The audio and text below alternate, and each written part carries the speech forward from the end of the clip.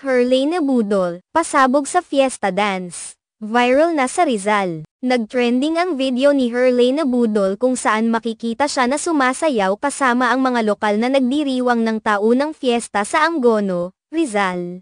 Ang video ay agad na nakakuha ng atensyon mula sa mga netizens, na natuwa at humanga sa aktres at beauty queen. Si Herlene Budol ay mula sa Angono, Rizal. Kaya naman hindi na nakapagtataka na lumahok siya sa kanilang lokal na pagdiriwang. Sa video na ibinahagi ni Herlene sa kanyang Instagram, makikita ang aktres na masayang sumasayaw kasama ang mga tao sa kalsada. Habang nagsasaya ang mga tao, hawak ni Herlene ang isang fire hose, at sinabayan niya ang mga lokal sa pagpapaputok ng tubig sa paligid nila. Nagbigay saya si Herlene sa mga tao sa pamamagitan ng kanyang kasiyahan at pagpapakita ng walang pretensyon na ugali. May isang bahagi pa ng video na makikita si Herlene na umaakyat sa isang sasakyan na mukhang fire truck. Mula doon, muling sinabayan niya ang mga tao at pinatakbo ang hose upang magbuhos ng tubig sa mga masayang nagdiriwang. Ang eksena na ito ay nagbigay ng dagdag na saya sa mga nanunood. Dahil sa simpleng ngunit masayang kontribusyon ni Herlene sa kasiyahan ng buong komunidad.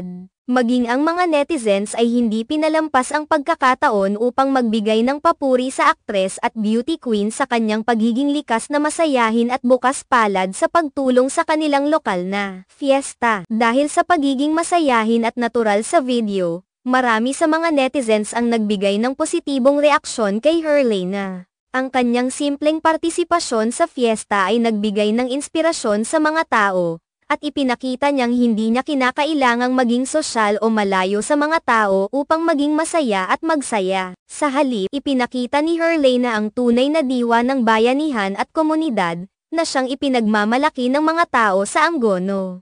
Bukod sa pagpapakita ng kasiyahan, ang video ni Herlene ay nagbigay din ng mga alaala ng mga tradisyonal na kasiyahan sa mga fiesta sa mga probinsya. Ang mga ganitong pagdiriwang ay nagbibigay ng pagkakataon sa mga komunidad na magkaisa, magsaya, at magbahagi ng saya sa isa't isa. Ito rin ay isang magandang pagkakataon upang maipakita ang kultura at mga lokal na tradisyon na nagsisilbing pundasyon ng pagkakaisa sa bansa. Ang video ni Herlene ay hindi lamang isang simpleng post, kundi isang pagninilay sa kung paano ang isang aktres at beauty queen na galing sa isang maliit na bayan ay nananatiling tapat sa kanyang mga ugali at diwa ng kababayan. Ang pagpapakita niya ng walang pretensyon at kasiyahan ay naging isang simbolo ng pagmamahal sa kanyang komunidad, at naging inspirasyon sa mga netizens na magpatawad, magbigay ng saya, at mag-enjoy sa mga simpleng bagay sa buhay.